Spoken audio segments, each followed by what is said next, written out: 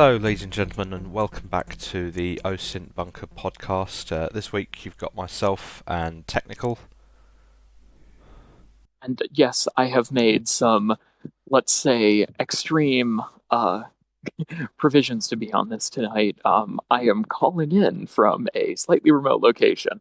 So you have me, but excuse any weird audio issues on my end. Yeah, we've lost Jordan and Tom this evening. They've both unfortunately had to pull out for a variety of reasons, so you've just got the two of us for this week's episode.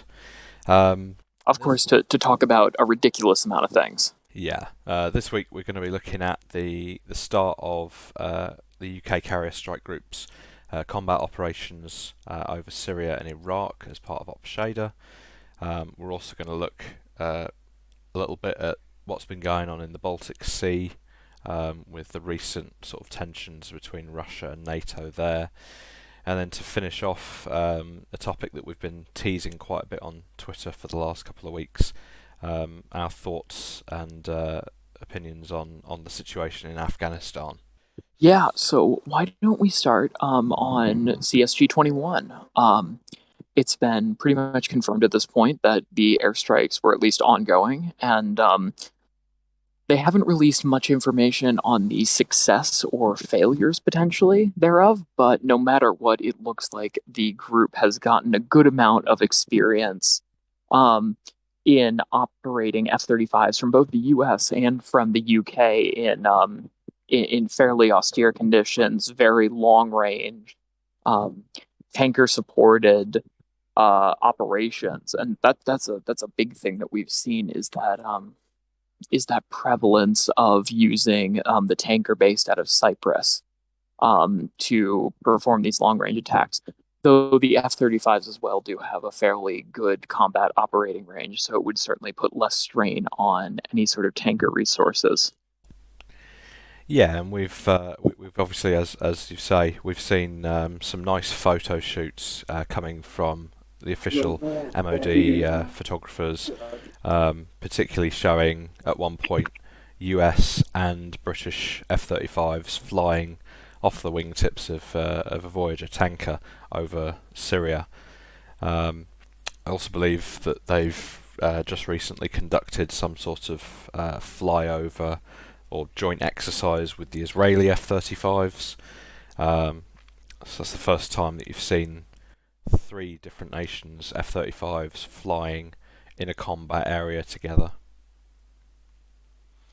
Yeah.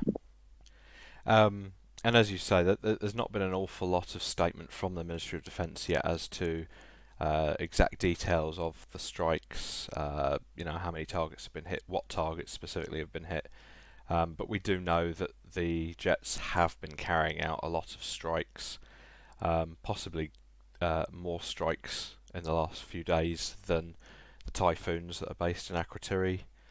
Um, Yes, just due to the quantity of fighters, both U.S. and RF based on the carrier. yeah, That's definitely, I mean, it's certainly a statement of now the UK can project power far away, and even not utilizing their land based resources, and at the same time, operate with U.S. forces as well.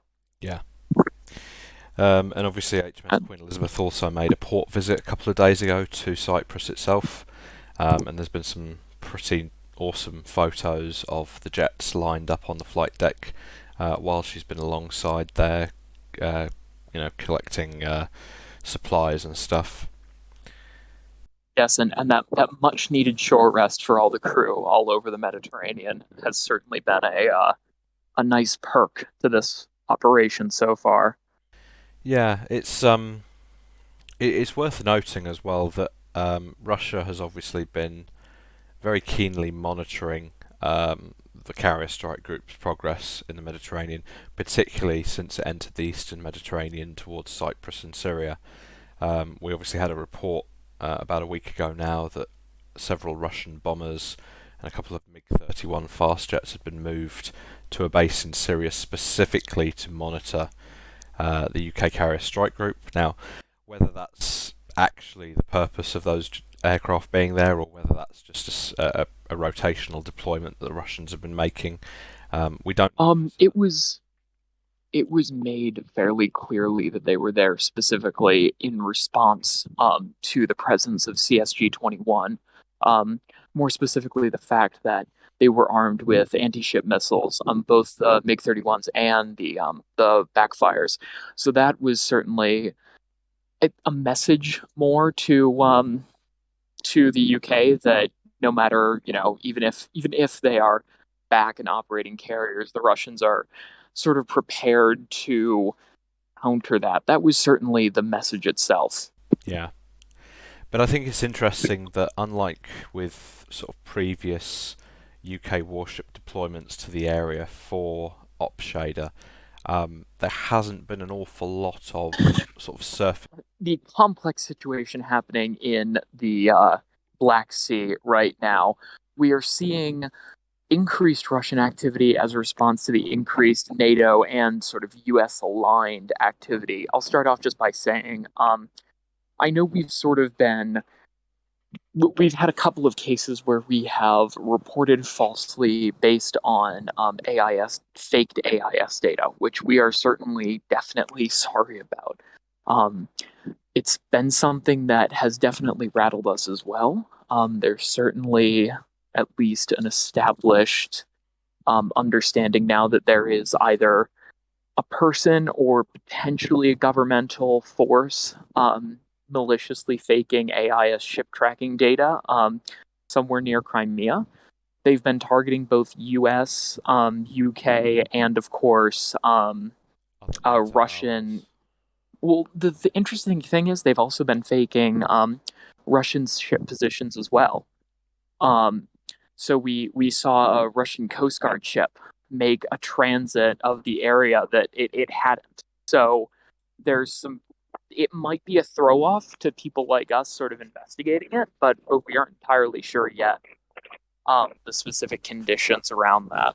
Yeah, and it's obviously been affecting not just military vessels as well. There has been a number of civilian vessels tracked, making course alterations that just don't make an awful lot of sense. Um, it is an ongoing situation. It is something that we are monitoring.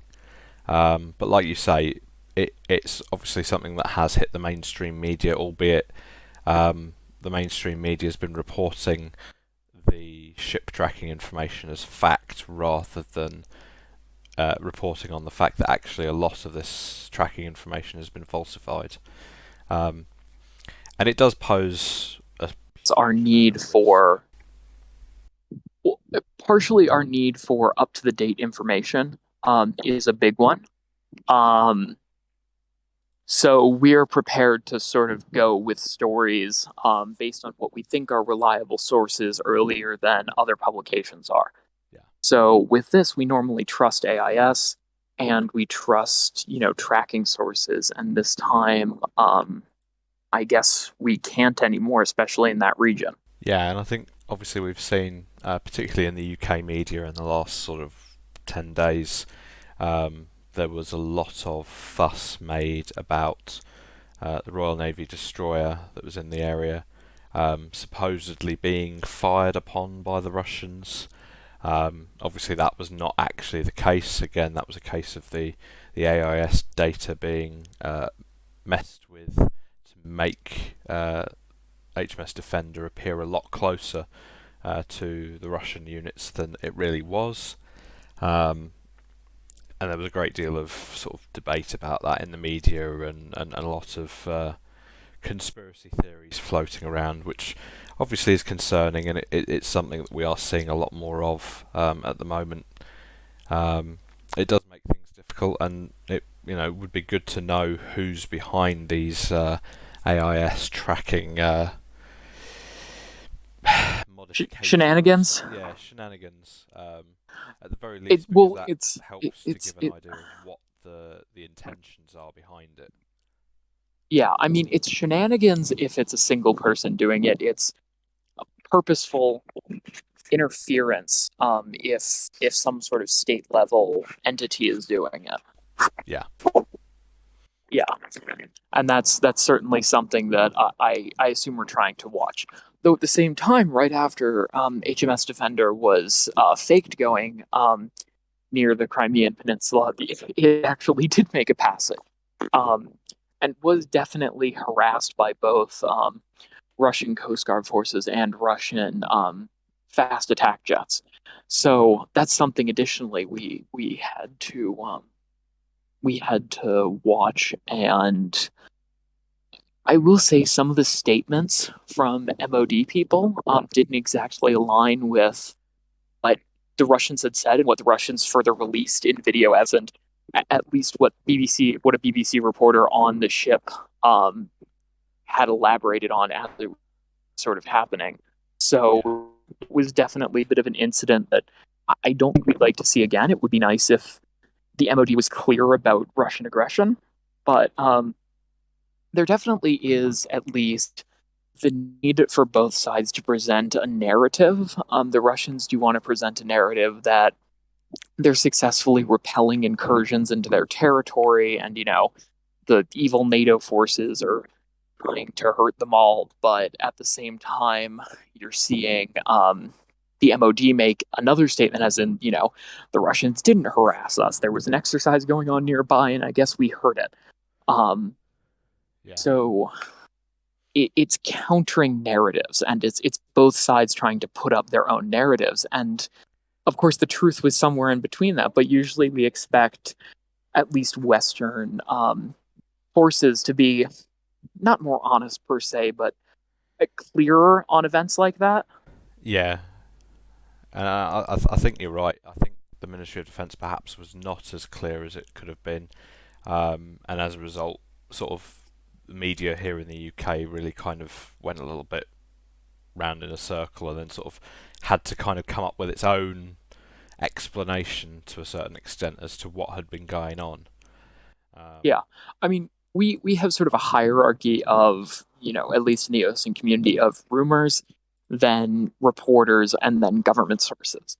And when rumors say one thing, reporters say another thing, and government sources then say a third completely different thing that's also not true, it, it throws us through a loop, and it also throws most major news agencies through a loop as well. So that's certainly something we attempt to not counter per se, but sort through. Yeah, and I think again we've sort of touched on this in previous episodes as well, because obviously this isn't just an issue between the UK and Russia or the US and Russia. This has sort of been a whole NATO-wide thing. Obviously, in recent days, it's been UK, US, Dutch warships in particular that have been sort of in the area and been affected by these AIS changes.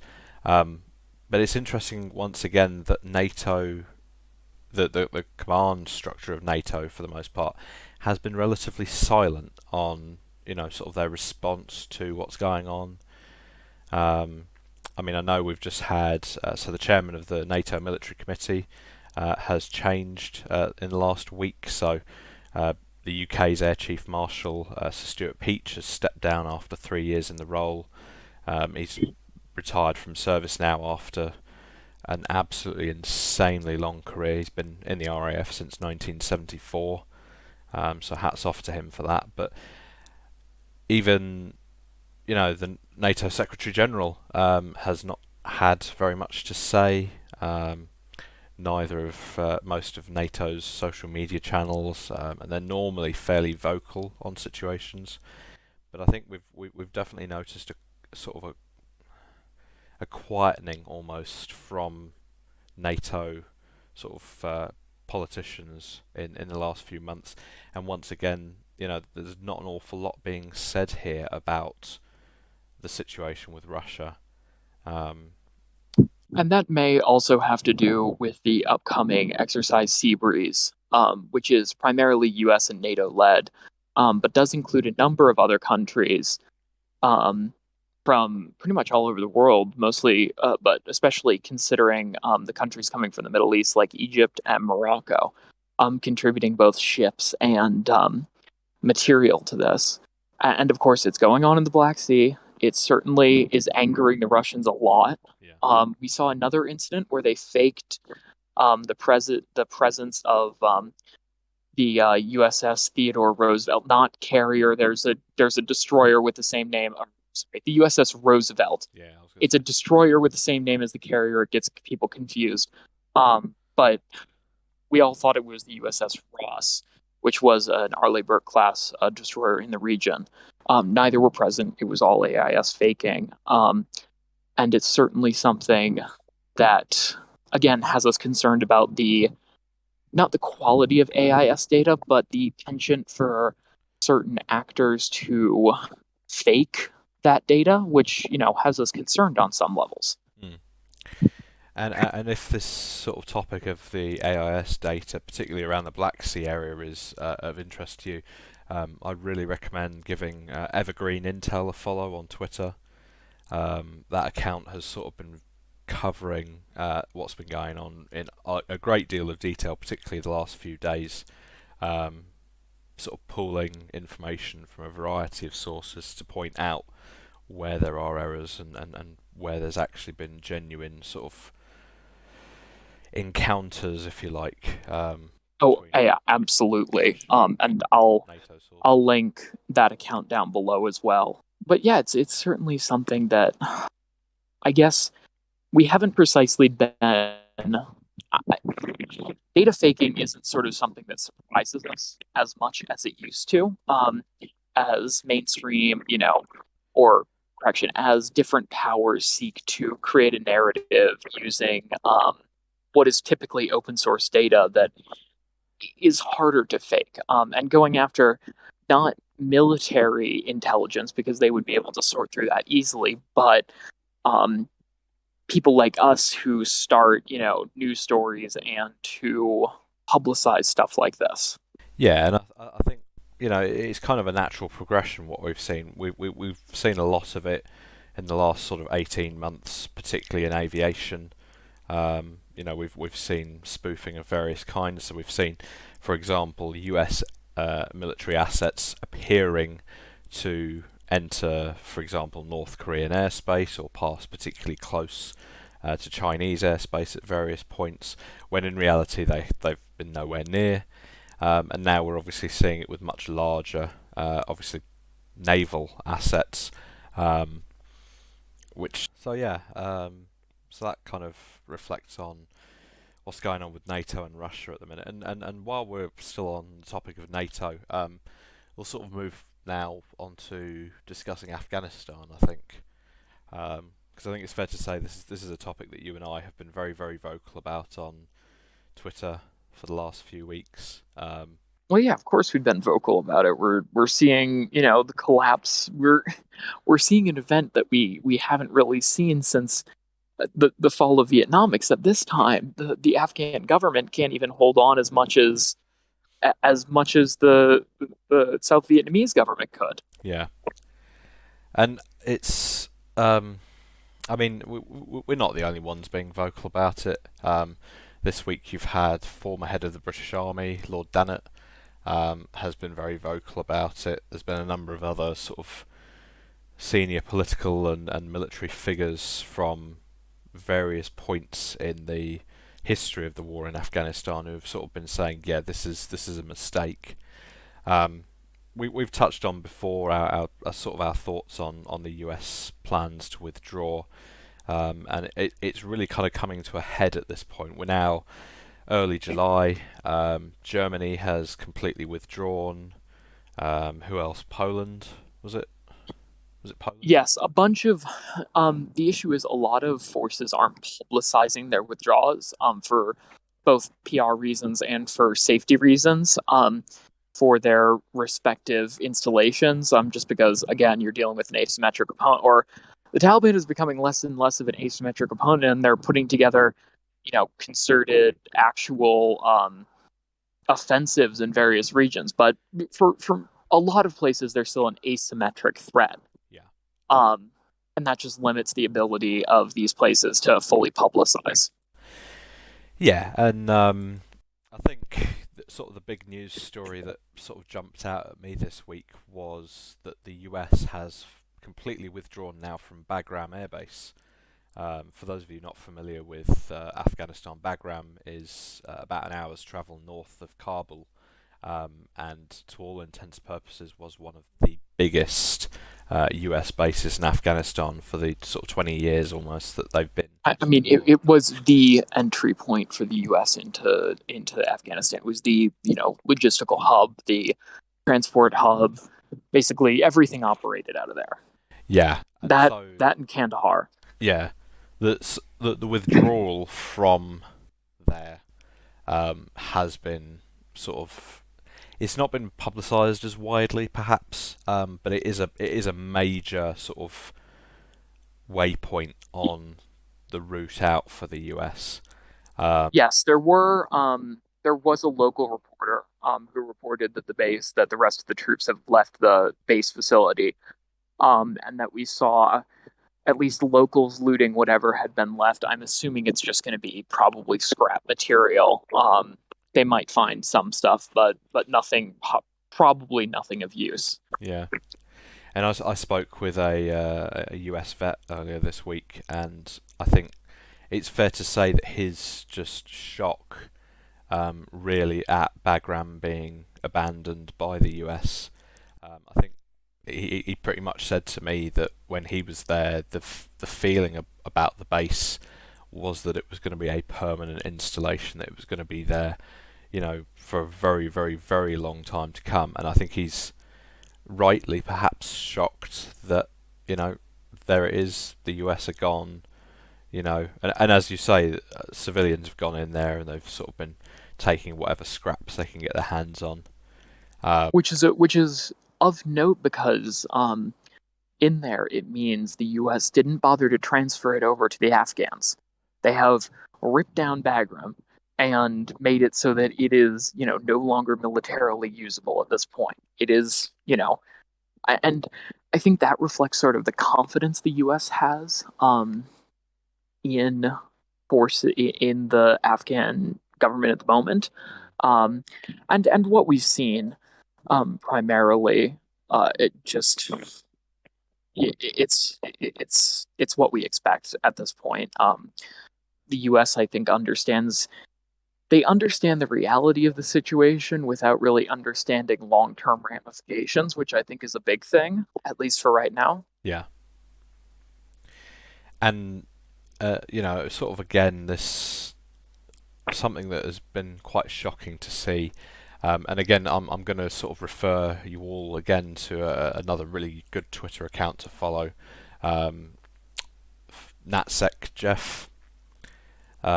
For those Yes, of you who don't know, he he's is absolutely just an incredible source of information in the open sources intelligence community. Um, he has pretty much now, for the last 3 or 4 weeks at least, been posting near enough non-stop images, videos, and the like from Afghanistan. Um, he is an amazing source and local to the region, yeah, which is definitely and definitely makes him a top level source. yeah, and we've been seeing a lot from him, of equipment and weapons being captured by not only the local civilians but also by the Taliban. I think just in the last couple of days I've seen probably 400 or 500 firearms that have been captured by the Taliban. Goodness knows how many Humvees as well have I been think we can captured. say by now the count is in the hundreds of vehicles that have been Mm, seized. yeah, um, Um, a lot of I that think we can from say the Afghan National Defence Forces. Some of it I would imagine is probably equipment that has just been left by the Americans. There has been a significant number of, for example, M16 uh, weapons that are obviously American made. As I mentioned, the Humvees have been quite prominent pickups for the Taliban in the last few weeks, and it's yeah, and a lot concerning. of this the vehicles haven't been taken primarily because that they're not functional. Mm, Um, and the Afghan army didn't have the wherewithal to destroy them or sabotage them enough to make them unusable. So that's sort of something that we've seen. The upkeep. We basically the U.S. gave them a bunch of vehicles, or left them a bunch of vehicles, and didn't really give them the spare parts or the training or a lot of the resources to keep the vehicles maintained in really any good way. So a lot of them have been sort of scavenged. So these may be parts vehicles, but at the same time, I'm assuming some of them are running, and the Taliban generally has the ability to get things running again in their own way. Yeah. Um, so we're probably going to see an uptick in suicide attacks utilizing these vehicles, which is very dangerous because they are the same vehicles that the Taliban, or sorry, that the Afghans have been using. So it just makes it harder to pick them out and less identifiable. Yeah. There was a. I'm just looking back through my own notes. There was an incident back on the 17th of June. Again, NatSecJef reported on this, where the Taliban seized some 300 firearms and 120 US built vehicles on a single base. Um, and it's this has been pretty much the same story all over Afghanistan for the last few weeks. Um, and I can't help but think that the US commanders who are still out there, and those at CENTCOM in the Middle East, are sort of watching this unfold and thinking, "Oh gosh, we've something needs to Well, be done at the with moment, political backing for it." it does seem like the Taliban understand that as long as they aren't attacking U.S. forces in the region, the U.S. forces will leave them alone, which Yeah, has been part of the peace deal. Again, the peace deal between the Taliban and the U.S. It was negotiated between the Taliban and the U.S. The Afghans were not a party to that peace deal, um, or were not a full party to that peace deal. So what we're seeing is that those local Afghan forces are still being attacked and typically conducting a fighting withdrawal or just a withdrawal whenever the Taliban show up. mm. Um, but the Taliban aren't attacking U.S. forces, and the U.S. forces really aren't going after the Taliban right now. Yeah. Um, and I think we'll for those of you watching this on YouTube, we'll probably put a photo of the sort of a map rather, of the current sort of disposition of Taliban forces and government forces in Afghanistan as of a few days ago. I've got a map to hand which we'll use for that, but it's a desperate situation, and it's very very sad really. Just today, for example, the Taliban have overrun an Afghan Defence Forces border outpost on the Pakistani border, capturing 6 Afghan troops and causing near enough 30 others to flee into Pakistan, where they've then been arrested by the Pakistani army for obviously Yeah, crossing the and border.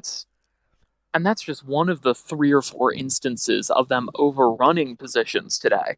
Yeah, We've also seen a couple of cases where local militias who were controlling an area and backing, the Afghan national forces, switch sides over to the Taliban and then welcome them in. Which is yeah, another thing we've seen. We've seen, I would say, near a dozen at this point of those forces who have done that and who have not defected over per se, but well, defected I think actually is the perfect term to use there. yeah. There's been a lot of surrendering, and to an outsider, that would seem very a very strange thing.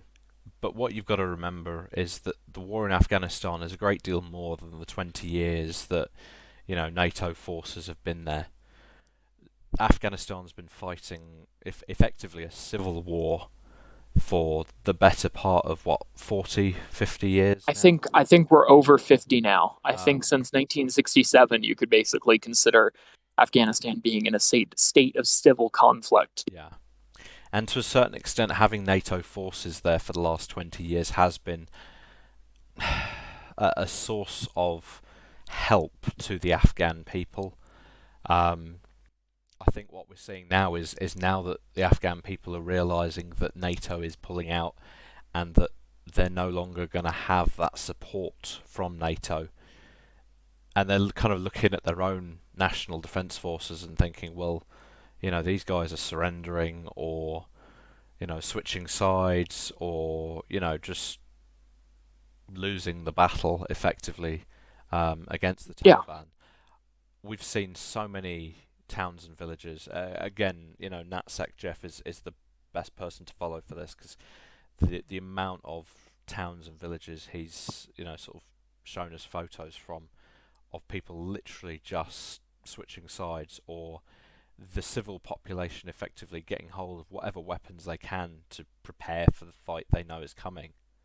Um, Yeah, we have seen a lot of local militias being raised in places where they think the army can't protect them. mm, Um, and the usefulness of those militias will most likely end up seeing them being tested over the next couple of months.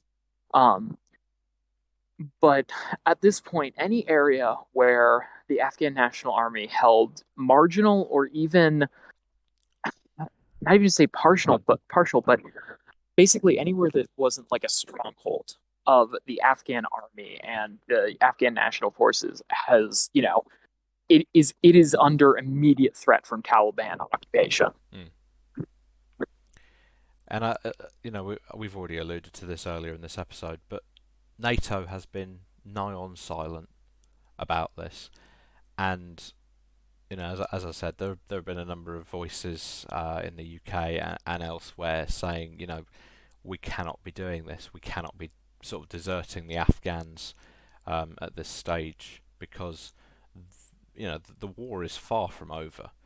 Um, Yeah. Oh, and I am certainly sure that um that they will be making large statements whenever the Taliban take power and start committing, massive crimes against humanity. mm, I'm sure of that.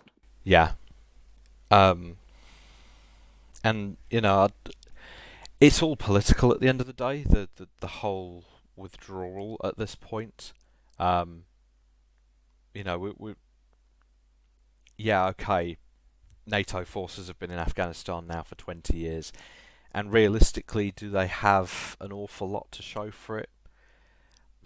I'd say no, probably. I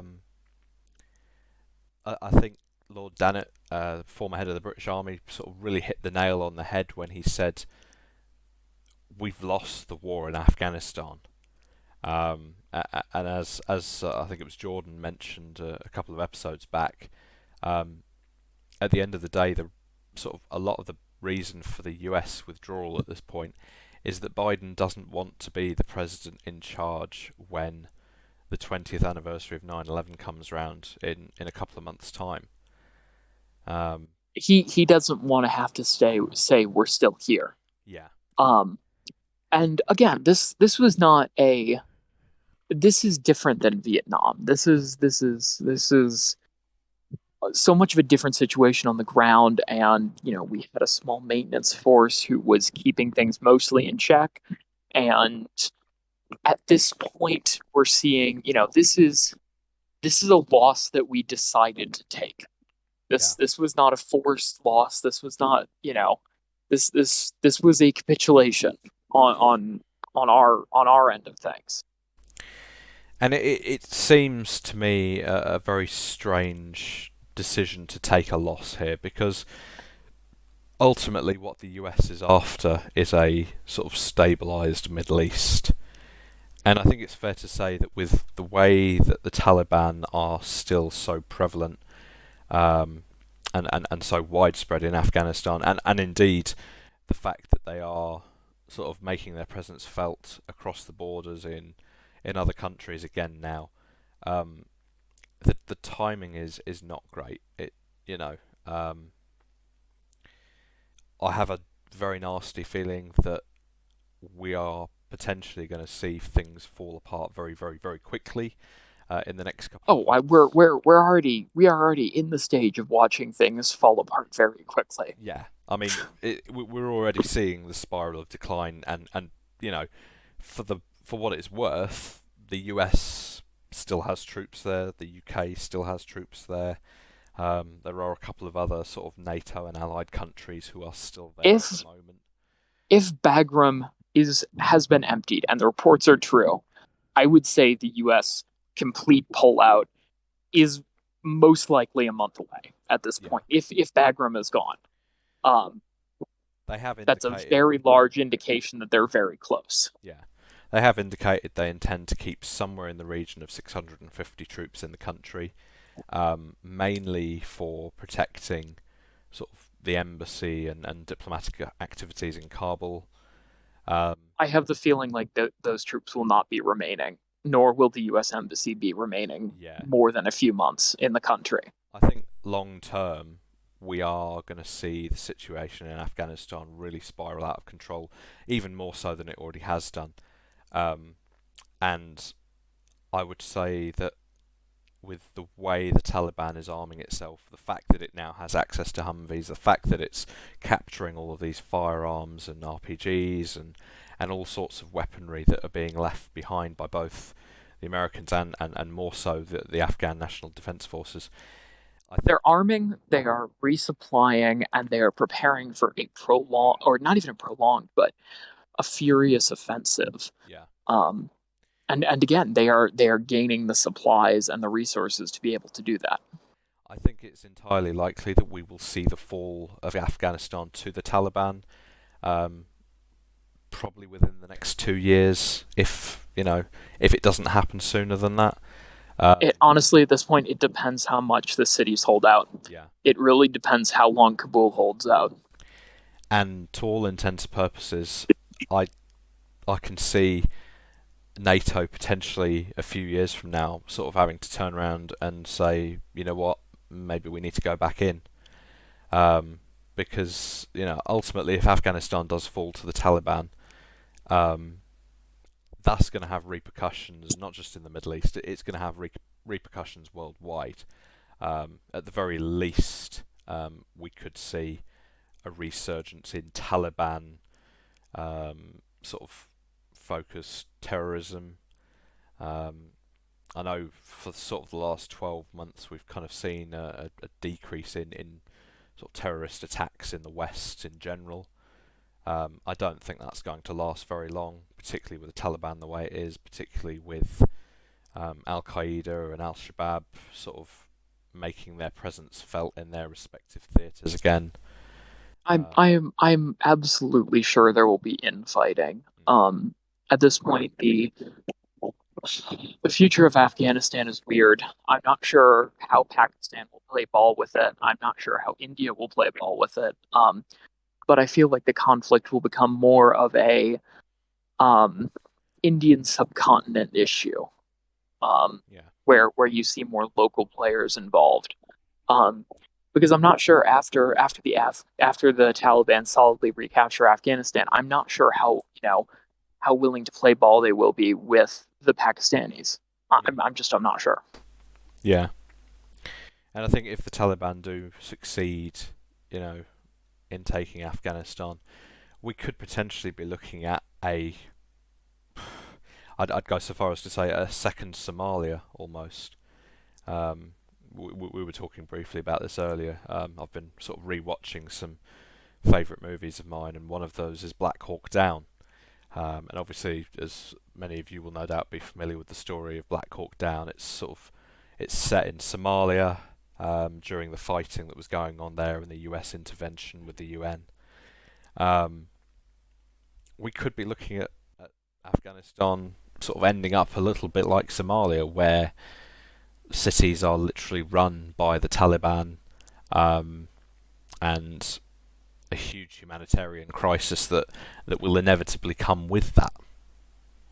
Yeah, we'll most likely see something along the lines of a longer term failed state, with militias controlling a lot of areas, especially in the north, where militia leaders will end up being backed by different parties, and they'll be jumping back and forth across the border. Um, in the east, you'll probably see ISIS K, um, making a resurgence as they sort of, take advantage of less focus on them to reestablish some territory. And then, of course, you'll see local militias whose alliances, again, are very flexible, jump back and forth between various parties and sometimes fight for themselves. It'll look, no matter what ends up happening, it's going to be a loss for the Afghan people. Yeah. It we're gonna be screaming about, oh, this atrocity, that the Taliban committed a year from now, and this atrocity, and then look how they're abusing the Afghan people. Again, 20 years ago, we did not have this prevalent connection to the internet, and I promise you, over the next couple of years, the Afghan people will still have some access to the internet. Information will get out, Mm. and we'll see these examples, and it's going to be pictures, it's going to be videos, it's going to be horrifying things. I mean, Yeah. people got information out of ISIS controlled territory, and we could definitely say ISIS is a lot more somewhat more harsh than the Taliban. It's a mess. Yeah. It Yeah. is. It really is. And like I said, I think a few years from now, NATO is going to have to take a very, very long, hard look at itself and say, well, okay, maybe we shouldn't have left. As much as I understand that a lot of NATO nations are very much of the opinion that yeah, we've been there 20 years, we've done our bit, we need to move on now. And a lot of NATO nations have suffered losses, and some of those losses were perhaps unnecessary. But I think the issue we're seeing here is that if anything, the Afghan people need NATO's presence there now more than ever before, and this is the time that NATO is choosing to pull out. This is, that like I keep saying, and you will, if you follow me on Twitter, you see me tweet about it a lot. Um, the timing is just so poor for this. Um, yes, okay, there is a chance that if we stay in Afghanistan, that we could still be in Afghanistan in another 20 years' time. But ultimately, can NATO or any of the other nations involved really turn around and say, yeah, we're defenders of world peace, we're defenders of those who can't stand up for themselves and of the rules-based order on which sort of the UN is based, when we're turning around at this point and sort of leaving the Afghans to fight for their survival, effectively. Um, the Taliban looks set to achieve something that ISIS has been trying to achieve for so long. ISIS set out, obviously, with the idea of creating a state. The Taliban look likely to just capture Afghanistan and achieve that aim themselves. Um, at the minute, it's fair to say that the Taliban and ISIS don't really like each other. They are sort of having a little bit of a skirmish with each other on their closest borders there. How long that lasts, whether they're able to sort of potentially join forces in the future, and then we find ourselves fighting not just ISIS in Syria and Iraq, but then once again fighting the Taliban in Afghanistan. Who knows? It is a sad state of affairs. It shouldn't be the way it is, but yeah, there's a lack of political will at a critical point. I think it's fair to say. Yeah, and the other thing is, if you compare this to something like the long-term U.S. operations in, say, West Africa, Mm. similar number of troops, you know, same type of drone activity, and yeah, again, it. A lot of this has to do with the amount of attention it's gotten in the public, Yeah, yeah. The and that doesn't exist yeah, for that. But when it exists for this, it's a whole lot worse. yeah. I think it's fair to say the war in Afghanistan has been a hot potato for most of the nations in the West who have been involved in it. Whereas, for example, French involvement in Mali has only recently become a bit of a hot potato, and that mainly because of the casualties that the French have now been suffering, particularly the last couple of months. They've had some pretty horrendous They had a incidents. pretty bad year. Hmm. Um, they had a pretty bad year altogether in Mali. Yeah, and the French have hinted that they are either going to withdraw from their efforts in Mali, or at the very least, they're going to severely restructure their operations there. Um, Yeah, I mean, I can't remember the exact figure, but I'm pretty sure they've got somewhere in the region of just over 5,000 troops deployed to Mali. Um, so you'd think you'd hear more about it, but it's one of those operations that has not received as much public attention as the war in Afghanistan. Obviously for a variety of reasons, but yeah, yeah, certainly something that we have to look at and evaluate. And again, we'll see what the French do. yeah, That's definitely the French will do whatever the French do. They're certainly looking at revamping their military over the next few years. They've announced a very large exercise in the near future. So we'll see what they intend to do. mm, But I think at this point we can move on to the next imminent failed state, that being Lebanon.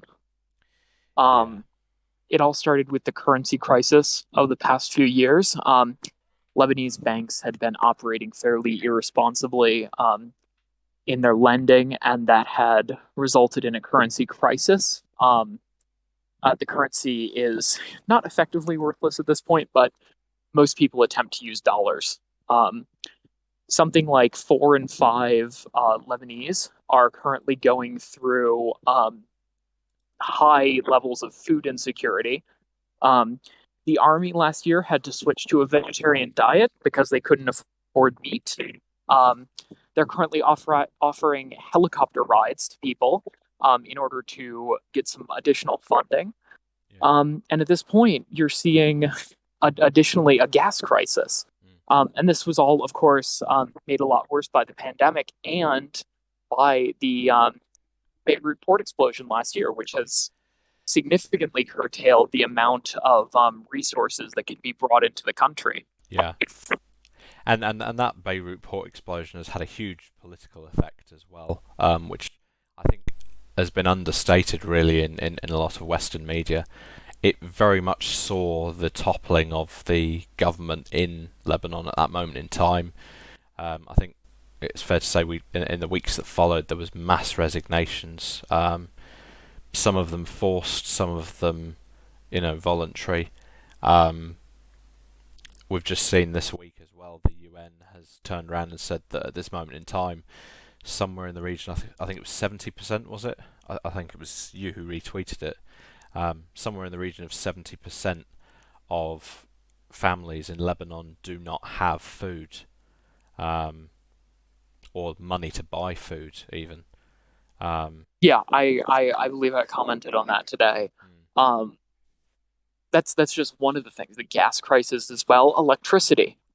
Most people in Lebanon, including in the cities, are under 6 hours of electricity a day. yeah, The electric companies are not able to provide, more than 25% of, the time with electricity. So massive ongoing rolling blackouts, and that's a pretty quick way to get people angry is remove their quality of life, make them food insecure. um, and we saw protests in the north of the country. We've seen mass tensions around this gas crisis, where people are being limited to buying a very very small amount of gas each day, um, which significantly impacts their ability to get around, to get to work, and make what little money they can. I mean, we've seen monthly incomes in Lebanon plunge to something like $90, and prices are going up, even more. yeah, and it's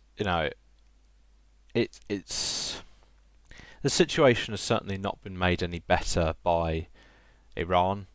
Um, again, something we've covered a lot before. Iran has been supplying funding and military equipment to groups like Hezbollah in Lebanon. Yeah, Um, and that's the 900-pound bear in the room. the fact that right now Hezbollah arguably has a more powerful military than the government does. Yeah. And that's not something that's likely to change anytime soon either. Um, I think it's fair to say that has I, I Lebanon is in a worse state right now than Afghanistan, but sort of not by a huge margin. Um, I feel things are bound to change soon, but not for the better. yeah, yeah, That's I think something we can establish there. yeah, and it's again, Lebanon is a country where NATO forces have been operating, albeit under the flag of the UN in sort of a peacekeeping role for a number of years. A buddy of mine in the British Army was actually deployed out there not that long ago as part of the peacekeeping force. Um,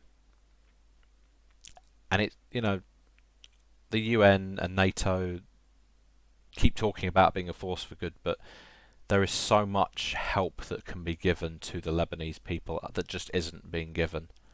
And that's not so much a reflection on the troops deployed there at all. It's more, as I keep saying, it's about the political willingness back home from the countries that are involved in these operations. Um, Lebanon isn't a failed state yet. It can be saved. Um, but Yeah. Um,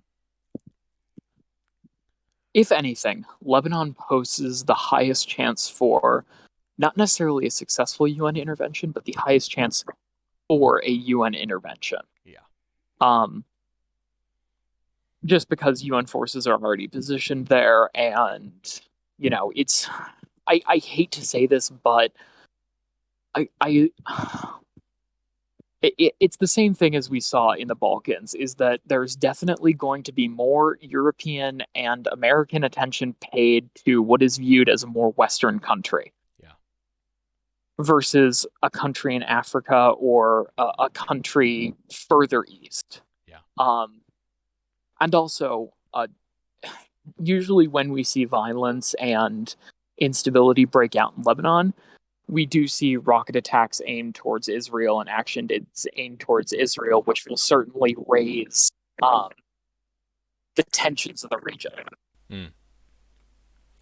And on the topic of Israel, it's worth noting that since our last episode, there has been a change of government in Israel. President Netanyahu, sorry, Prime Minister Netanyahu is gone. He has now been replaced.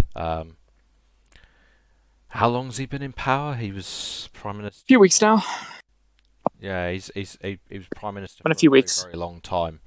Um, and I think it's fair to say that so far the new administration has been fairly um,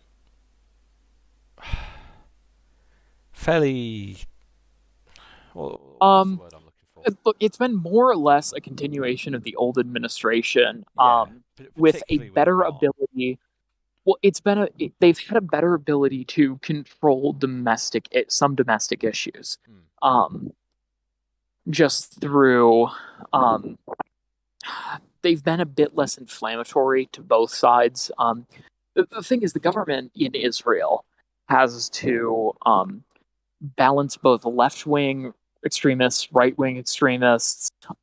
They also have to balance, of course, the Palestinian issue, um, which leads to I don't know how to put this in the best way. The government has to pick their position and be very willing to change it and attempt to take a middle of the road position without offending too many people. And so far, I will say their handling of um, the rescheduled flag march was fairly effective. They kept those very conservative, more right wing parties from causing an issue. And apart from some balloon launches from Gaza, they were able to more or less control the backlash from Palestinian parties, which yeah, I will say that was their first big test, and they did pretty well.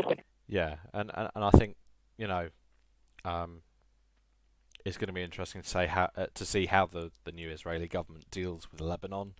Obviously, Yeah. Gaza is just a problem, a thorn in the Israeli side, regardless of who's in power. But I think potentially Lebanon is a location where the Israelis could come out now and after, in a post Netanyahu era, we could potentially see Israelis leading the efforts to sort of help the Lebanese people.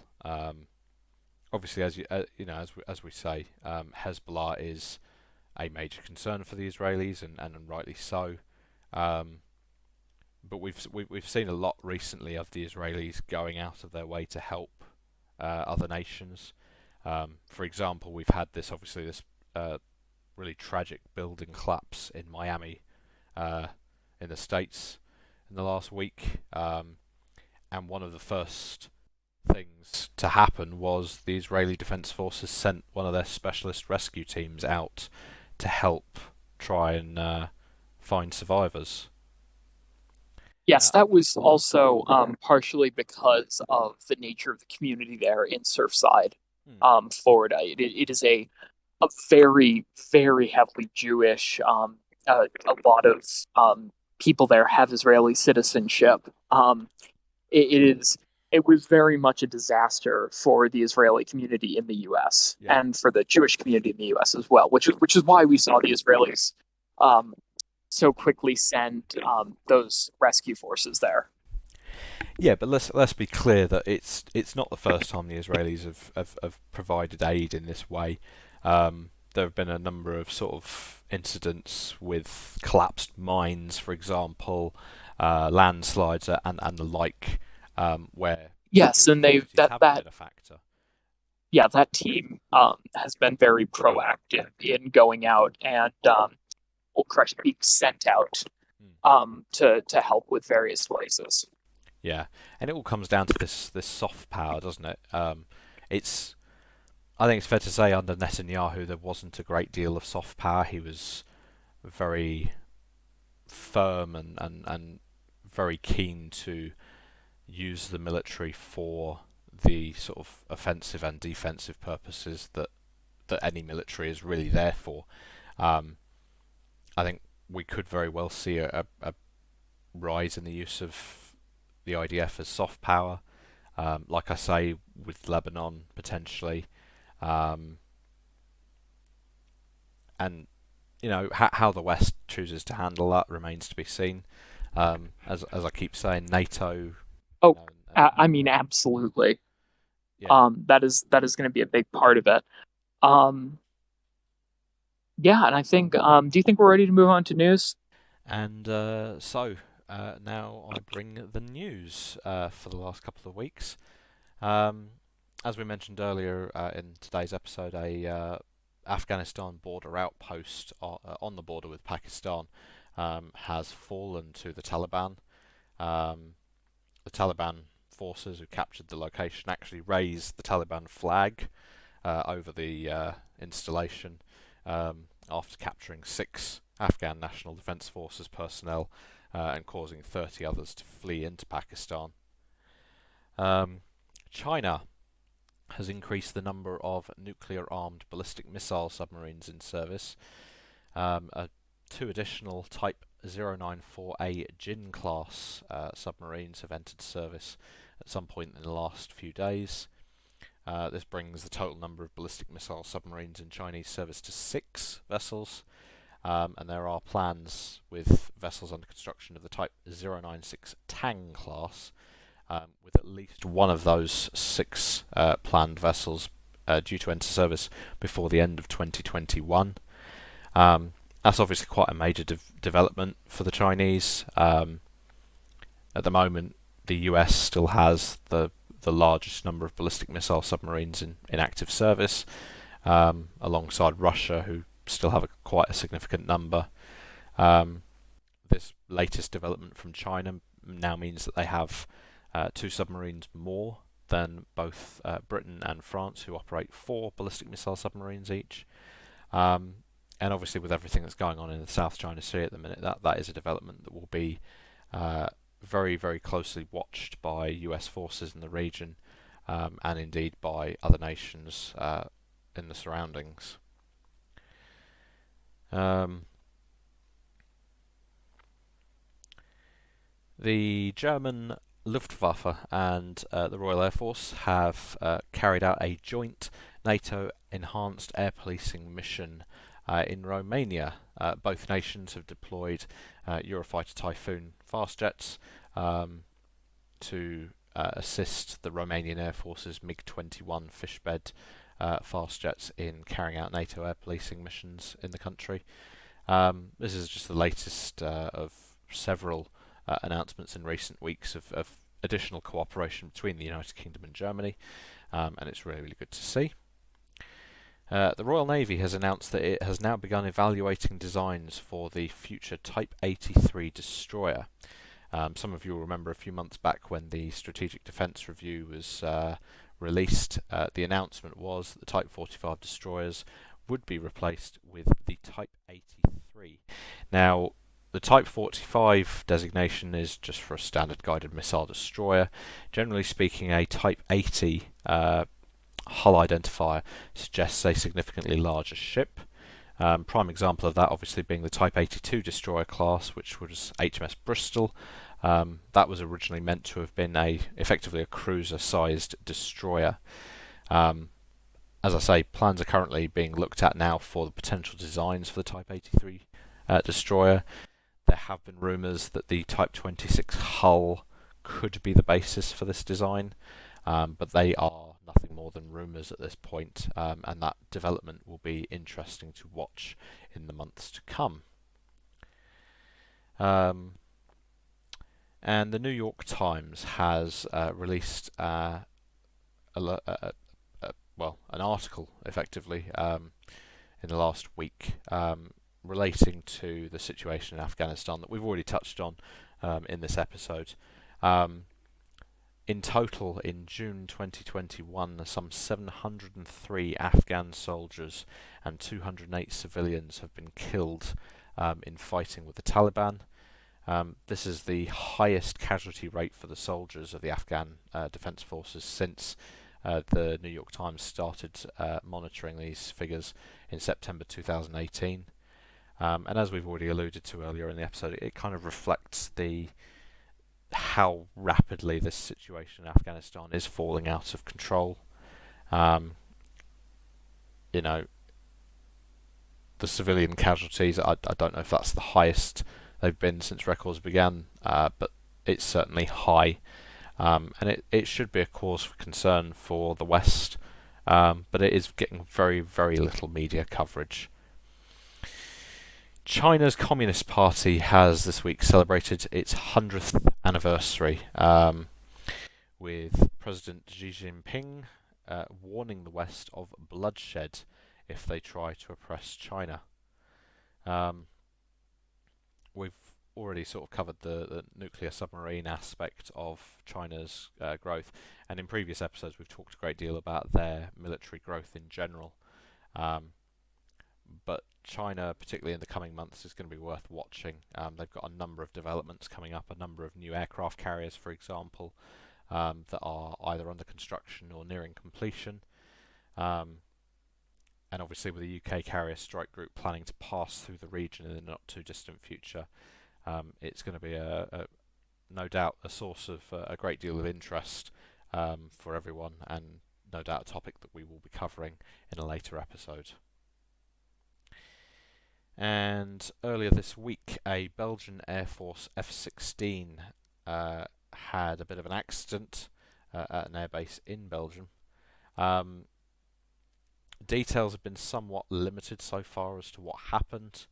The Belgian Air Force commander has actually requested that any photos currently online of the accident be taken down, citing operational security or OPSEC reasoning.